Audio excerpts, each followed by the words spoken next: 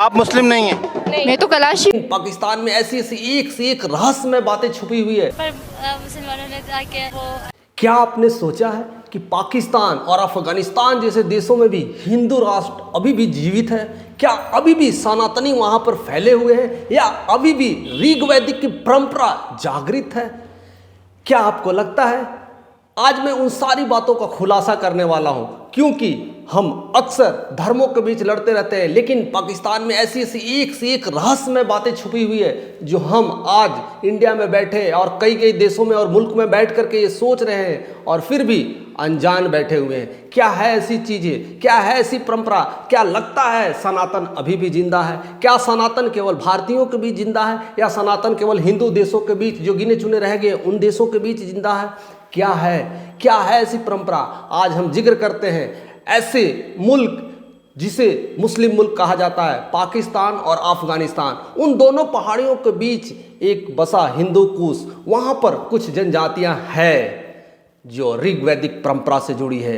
हिंदू अपने आप को मानते हैं और साथ साथ सनातनी भी मानते हैं, लेकिन जाहिर सी बात है पाकिस्तान में रहने वाले लोग और अफगानिस्तान के रहने वाले लोग उसे काफिर कह के बुलाते हैं। वह हिंदू नहीं बोलते, वो काफिर बोलते हैं। काफिर का मतलब वो होता है जो मुस्लिम नहीं है, जो मुस्लिम के कहते हैं ना धर्म के फॉलो नहीं करते, वो इस्लाम के गुण को फॉलो नहीं करते हैं, वैसे लोग काफिर माने जाते हैं। तो ऐसे काफिर आज भी मौजूद है, लेकिन गिने चुने लोग हैं जो आज से कई सालों पहले, जब देश आज़ाद हुए थे उससे कई साल पहले कई लाखों में वो जनजातियां थीं, कई लाखों में वो हिंदू के गढ़ था, लेकिन आज गिने चुने रह गए हैं जिन्हें कुछ हजारों में गिनती रह गई है। जी हाँ दोस्तों, मैं ऐसी जनजाति की बात कर रहा हूँ, वो सिर्फ और सिर्फ पाकिस्तान में देखने को मिला है, क्योंकि अफगानिस्तान में धीरे धीरे वो कटते गया और हटते गया है। वो जनजाति कोई और नहीं, कलश जनजाति है।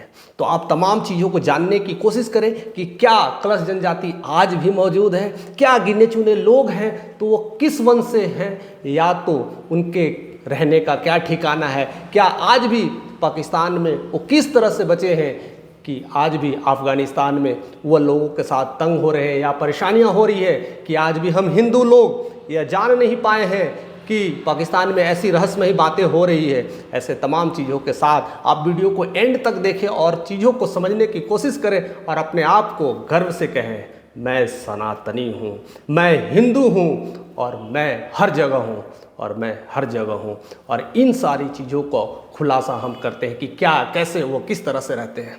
तो आप जाहिर सी बात है, क्योंकि सनातन आप सब लोग जानते हैं, जितने भी जो हिंदू लोग हैं, कि सबसे पहले जो धर्मों की उत्पत्ति होती वो सनातन ही थी। और सनातन होने के बाद धीरे धीरे समय बदलते गया और बहुत सारे कहते हैं ना धर्म पनपने लगे। कई लोग अपने धर्म को लेकर के कट्टर हुए और कई लोग अपने आप को बर्बर होते हुए अपने हिसाब से धर्म परिवर्तन करने लगे, और ऐसे ऐसे तमाम धर्म बढ़ते गए, जिसकी वजह से हम कई धर्मों को आज जानते हैं। और उसी धर्मों के बीच खींचातानी, तू मैं और लड़ाइयाँ चल रही है। तो अभी वो शहर, कहते ना वो मुल्क जो पाकिस्तान में, वह नाम त्रिकाल से नाम जानता है। त्रिकाल डिस्ट्रिक्ट में बसा वो जनजाति, मात्र मजहब सिर्फ और सिर्फ 3800 लोग गिने चुने ही रह गए, क्योंकि इलेक्शंस के बाद वो सारे काउंटिंग्स होते हैं पाकिस्तान में, तो उससे पता चला कि इतने लोग हैं। और वो लोग आज भी ऋग्वैदिक परंपरा को फॉलो कर रहे हैं। आज भी वहाँ पर हिंदू के सारे पर्व मनाए जाते हैं, उस तरह से इंजॉय करते हैं, रहते हैं, लेकिन आज भी वो परेशानियां में झेल रहे हैं। आज भी उनके साथ जुल्म ढाया जा रहा है, और यह आज से नहीं कई हजार सालों से वहाँ पर रह रहे थे। बशर्ते बचने का सिलसिला इसीलिए था क्योंकि वह हिंदू कुश की ऐसी पहाड़ियों में बसा है, क्योंकि वहाँ पर जाना लोगों के लिए मुश्किल ही था, लोग पहुँच नहीं पाते थे, वैसी जगह पर पहुँचना मुश्किल है। तो इसलिए वो जनजातियाँ आज भी सुरक्षित रही है। लेकिन धीरे धीरे जिस तरह से टेक्नोलॉजी बढ़ रहा है, जिस तरह से रोड कंस्ट्रक्शंस हो रहे हैं, जिस तरह से सारी सुविधाएं हो रही है, लोग क्या क्या चीज़ें लगा के, उपकरण से टेक्नोलॉजी लगा कर पहुँच जा रहे हैं, जिसकी वजह से वो सारी समस्याएं होने वाली है। और लगता है कि आज से आने वाले 10-15 सालों में शायद वो जनजातियाँ विलुप्त हो जाएगी। जो आज भी ऋग्वैदिक परंपरा को मानते हैं, आज भी हिंदू को मानते हैं, आज भी शिव और रुद्र को मानते हैं, आज भी इंद्रदेव की पूजा करते हैं और आज भी वैसे हिंदू सनातन हैं। लेकिन बात आती है अफ़गानिस्तान को लेकर के, क्योंकि अफ़गानिस्तान में भी वो सारी परंपराएं थी। तो अफ़गानिस्तान और पाकिस्तान इसी दो मुल्कों में उनका आना जाना था और उसी जगह पर वो पनप रहे थे और फैल रहे थे। तो उस समय जो अफ़गानिस्तान में जो रहते थे वहाँ पर लोग, वो जगह था नूरिस्तान। अब नूरिस्तान में रहना बहुत अच्छी बात थी, वहाँ पर लोगों ने अपनी अपनी धर्म को फैलाए और बढ़ते गए। लेकिन समय बदलते गया। 1890 में जब अब्दुल रहमान ने अटैक किया था, तो वहाँ पर जितने भी लोग थे, जिसको काफिर बोला जाता था, जो हिंदू थे, तो उनको सारे लोग को कन्वर्ट करके इस्लाम में बनाया गया।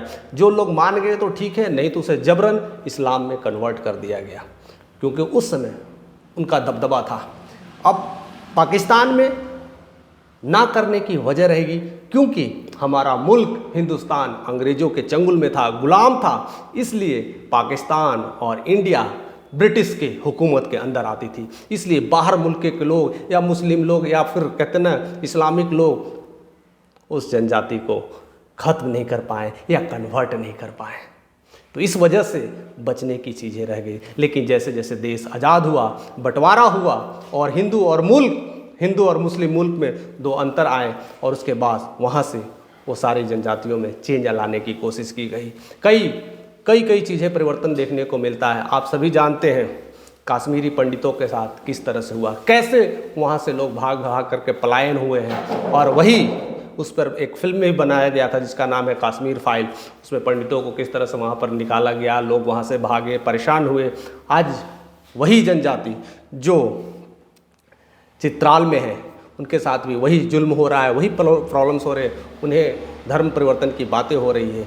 क्या लगता है कि आज वो सेफ रह पाएंगे?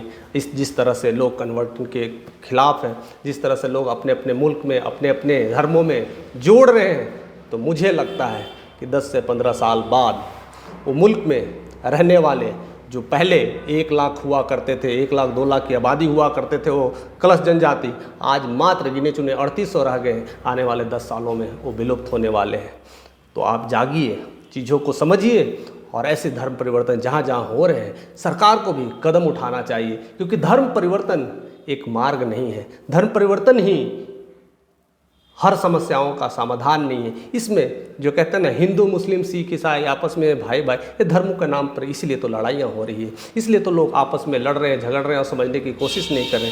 इसे रोका जाए, इसे बचाया जाए, क्योंकि ये सदियों से चला आने वाला ये जो सनातन है, कहीं ना कहीं उसे हम आज भी जीवित देखते हैं। आज भी वहाँ पर उस तरह की परंपराएं मनाई जाती है, आज भी उस तरह से त्यौहार मनाए जाते हैं, बट वहाँ के लोग आज भी वैसे ही इसी तरह से रहते हैं जो पहले रहा करते थे। उनके घर आज भी मिट्टी और लकड़ी के बने होते हैं, और कहते हैं ना जिसको हम लोग ही अपने भाषा में दलदली ज़मीन कहते हैं, कादो मट्टी से उसको लेप करके पूरी घर को तैयार करते हैं, वैसे में घरों में रहना पसंद करते हैं। देवी देवताओं की पूजा करते हैं और बलि की प्रथा है।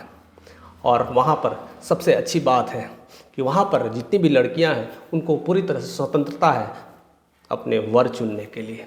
वो पूरी तरह से, जब वहाँ पर चौमास नाम का एक त्यौहार है जो मनाया जाता है, उस त्यौहार में पूरी खुली छूट रहती है। वहाँ पर ड्रम और झाल ऐसे कर करके लोग गाते हैं, बजाते हैं और बांसुरी बजाते हैं और इंजॉय करते हैं। वहाँ पर पुरुष और महिलाएं एक साथ इंजॉय करते हैं, डांस करते हैं, मस्ती करते हैं और फेस्टिवल को आनंद लेते हैं।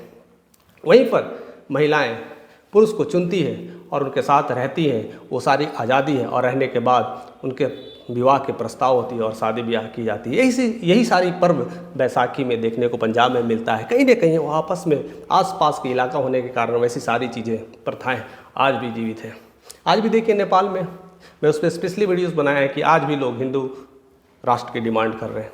कहीं ना कहीं इसके पीछे कारण रहा होगा, कहीं ना कहीं ये सब सारी चीज़ें डिमांड इसलिए हो रही है क्योंकि उनकी अपनी हक की लड़ाइयाँ के लिए लड़ना पड़ रहा है, उनके आपस में विद्रोह हो रहा है, या वो चाहते हैं अपने हिसाब से ज़िंदगी को जिए और अपने हिसाब से खुशी मनाए रहें। और इस तरह से आज भी कलश जनजाति के लोग अपने ईश्वर को मानते हैं, उस तरह से सारी परंपराओं को करते हैं और अपने जीवन को आनंद लेते हैं और वैदिक पूजन पाठन करते हैं। रही बात की इनकी वंशज को, तो आप लोग को पता होगा कि जब सिकंदर महान पूरी तरह से पूरे विश्व पर राज करने के लिए वह लड़ते रहा। जैसे ही वो भारत आया था तो सबसे पहले हिंदू कुश में अटैक किया था, और हिंदू कुश में अटैक करने के बाद कुछ लोग वहाँ रहने के बाद मुझे लगता है और उनके वंशज आज भी शायद हैं। तो इसी वजह से कुछ लोग वो कहते हैं ना कि सिकंदर के वंशज मानते हैं, यानी कहीं ना कहीं वो सिकंदर के रूह है या सिकंदर की आत्माएं हैं या सिकंदर के कहते हैं ना उनकी वंश चली आ रही है। तो इसलिए वैदिक जो सभ्यता है उसको फॉलो कर रहे हैं। हिंदू कुछ अपने आप को सिकंदर के वंशज भी मानते हैं। ऐसे बहुत सारी जो कहानियां हैं, बहुत सारे जो रहस्य हैं छिपे हैं, क्योंकि उसके बाद सिकंदर भारत में आ नहीं पाया था। उस समय चंद्रगुप्त हमारा मौर्य शासक था, तो उन्हें सिकंदर को रोक लिया था। इसके वजह से वह हिंदू कुश तक ही रह गया था। तो शायद इस वजह से भी अभी भी आज भी जो उनके जो कलश जनजाति है अपने आप को उस तरह से क्षत्रिय मानते हैं, उस तरह से हिंदू मानते हैं और हिंदू राष्ट्र की तरह है। लेकिन अब वह सिमटते जा रही है, बिल्कुल ख़त्म होते जा रही है और छिन्न होते जा रही है। तो तमाम लोगों से यही है, शुक्रगुजार है कि इस चीज़ों को जाने समझे और अपना जहाँ भी जिस तरह की ये धर्म परिवर्तन की बात हो रही है वहाँ पर वो बातें करे कि उस चीज़ों को रोका जाए, क्योंकि हर कोई को जीने की आज़ादी है, हर कोई को अपने धर्म में रहने की आज़ादी है। उन्हें परेशान ना किया जाए, उन्हें तब्दील ना किया जाए, उन्हें ना डराया जाए। हर कोई को जीने की आबादी है और आज़ादी भी है। तो इस तरह से आप ज़्यादा से ज़्यादा लोगों तक वीडियोज़ को शेयर करेंगे तो सारी बातें तक पहुँचेगी, हर लोग जान पाएंगे कि क्या क्या हो पा रहा है और कहाँ कहाँ अभी भी आज भी ऐसे सनातनी मौजूद हैं और अपनी अपनी धर्म के हिसाब से अपनी अपनी कार्य में रत हैं और सब कुछ कर रहे हैं। लेकिन जैसे जैसे टेक्नोलॉजी बढ़ रही है, लोगों की ज़रूरतें बढ़ रही है, उसके वजह से वो जीवन यापन भी ग्रसित होता है। बट जो लोग जैसे खाते हैं रहते हैं, बस मस्त रहते हैं, बस उन्हें वो चीज़ें को रोका जाए और उन्हें सरकार को भी इसके लिए ध्यान दिया जाए और उनकी जो ज़रूरतें हैं उनकी पूरा किया जाए। तो ऐसे ही हर चीज़ों की जानकारी आप लेते रहें। ऐसे ही तमाम कई चीज़ हैं जो हमसे अनजान है, जो कहीं ना कहीं छिपी हुई है, या तो वो पाकिस्तान में छिपी हुई है, चाहे तो अफ़गानिस्तान में है, चाहे वो काबुल में हो, चाहे इंडिया के कोई कोनों में है, या वो किसी धर्म की बातें हों, कहीं ना कहीं किसी तरह से अनजान रहस्य जो छिपी है, हम वह आपको तक पहुंचाने की कोशिश करेंगे। और ऐसे ही हमारे साथ बने रहिए, प्यार देते रहिए। ऐसे आप कमेंट करके मुझे बताते रहिए, और कुछ आपको नया लगे तो हमारे साथ शेयर करते रहिए। मैं वो सब सारी चीज़ों को अध्ययन करके वो वीडियो सारे बनाते रहूँगा और आप तक पहुँचाते रहूँगा। तो इसी तरह से प्यार देने के लिए आपका तहे दिल से शुक्रिया।